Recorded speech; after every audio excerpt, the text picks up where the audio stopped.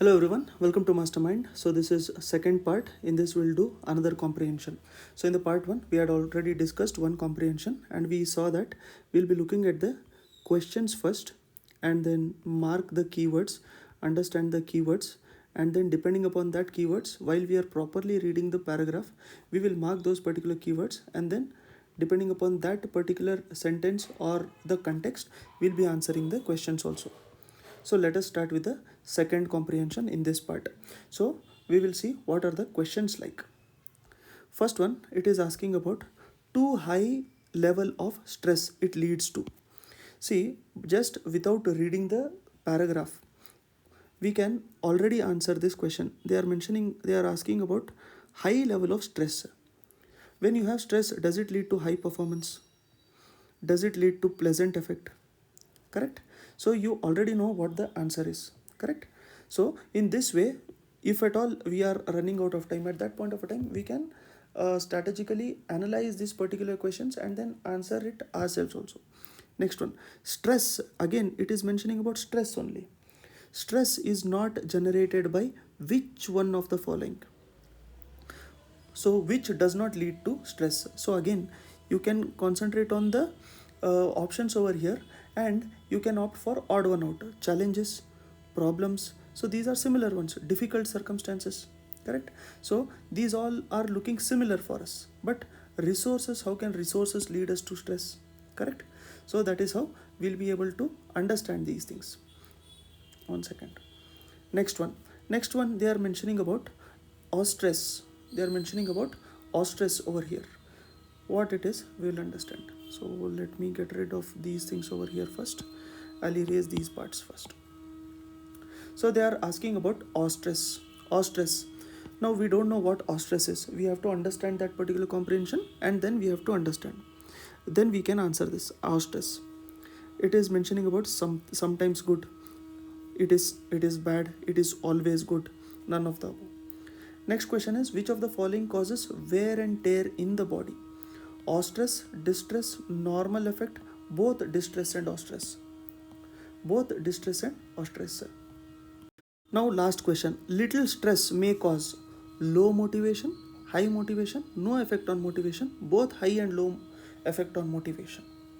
Okay, so now we have understood that the questions or the comprehension is related to stress itself, and they are mentioning about stress, which is a new thing for us related to this particular paragraph, this particular comprehension. So let us start reading the paragraph and then concentrate on what we have to answer over here. Let us start from the first line itself. All the challenges, problems, all the challenges, problems and difficult circumstances. So these sequence, I think we have seen here: stress, challenges, problems and difficult circumstances. Okay, so puts us to stress. So stress is not generated by which of the following? We have already got the answer over here, that is resources. Because in the first line itself they have mentioned that the challenges, problems and difficult circumstances gives us stress. So the resources will not be giving us stress. Okay, next one. Thus, if handled properly, stress increases the probability of one's survival. Okay, that is, if you are handling the stress properly, then the survival will increase. Now what they are relating stress to? They are relating it to problems, challenges and difficult circumstances. Next, stress gives energy. It increases human arousal and affects performances. Okay, it affects performances. High stress, I think we have seen it here somewhere. High stress can produce unpleasant effect. High stress can produce unpleasant effect and cause our performance to deteriorate. So the first question itself, too high level of stress, it leads to what? Does it lead to high performance? No. They are mentioning it over here. So they cause our performance to deteriorate. That is, it reduces. That is, it lowers the performance. Performance deteriorates. That is, it reduces the performance. High stress can't give us better performance. It will give us unpleasant effect, but they are mentioning about pleasant effect here. So we got to know the answer here is low performance. Low performance. Next one, conversely, that is opposite to this, that is low stress. Now they are mentioning about high stress, right? Here they are mentioning about conversely, that means low stress. Too little stress, that is lower stress, may cause one to feel low on motivation. I think we have seen it somewhere over here. That is, too little stress may cause one to feel low on motivation. So motivation was mentioned over here. Little stress may cause low motivation. Little stress may cause low motivation, because they are only mentioning it as conversely. Too little stress may cause one to feel low on motivation, which may lead us to perform slowly and less efficiently. The efficiency reduces, okay, and will be performing the tasks very slowly because we have low motivation. It is important to remember that not all stress is inherently bad. Not all stress is inherently bad. Eustress is a term used to describe the level of stress that is good and is one of the person's best assets for achieving peak performance. See here, they are mentioning about eustress and they are telling everything positive about eustress. That is, if we are having high stress, if our stress is high, then our performance is low. Performance is low. If our stress is very low, then also the performance is relatively low only. That is what they are mentioning over here. If we are too little stress, then the motivation is less and we perform slowly and hence less efficient. So it may not be as lower as high, but it is not optimal. So we can understand that the stress which is good for us, that is which will help us perform better, which will not reduce the efficiency, that is a good stress, and that stress is called as eustress. Eustress is a term that is used to describe the level of stress that is good. They are mentioning that this level of stress is good and is one person's best assets. Because it is good, it is best asset and it helps in achieving peak performance. Let us go back to the question. Eustress is sometimes good, bad, always good. So it is always good.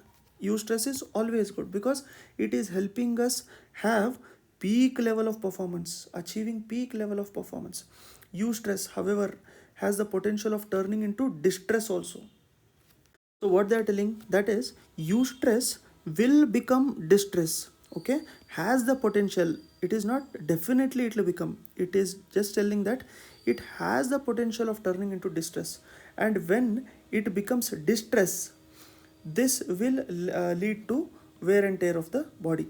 Okay, so if you are concentrating on this particular question, which of the following causes wear and tear in the body, it is not eustress, because suddenly we might take eustress as the answer, but when this eustress converts into distress, which converts into distress, that distress will lead to wear and tear of the body.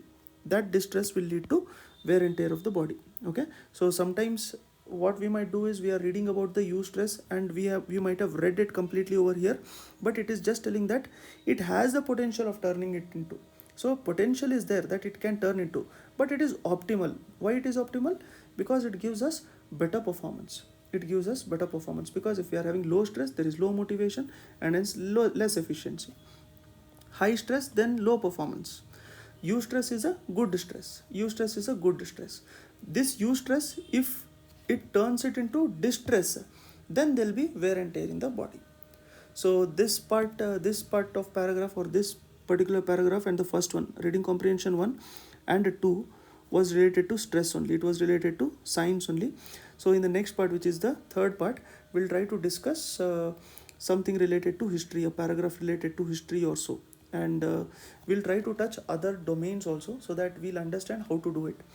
But for now, you might have got a trick, that is we have to look at the keywords before. It will be easier for us because in school and in college days, at that point of a time, we were reading the paragraph completely and then we were answering the questions. But here the stress level itself in the examination will be so high that we might get it wrong as well. So it is easier for us if we are going by the keywords, by looking at the questions, and then while we are reading the paragraph, we'll mark those keywords, and depending upon those keywords, we'll be answering the questions. So I hope you are following accordingly, and in the next part, we'll read the next comprehension. We'll try to take history or any other subject related to the comprehension, and we'll try to answer that particular question. So thank you. I'll see you soon in the next one. Thank you.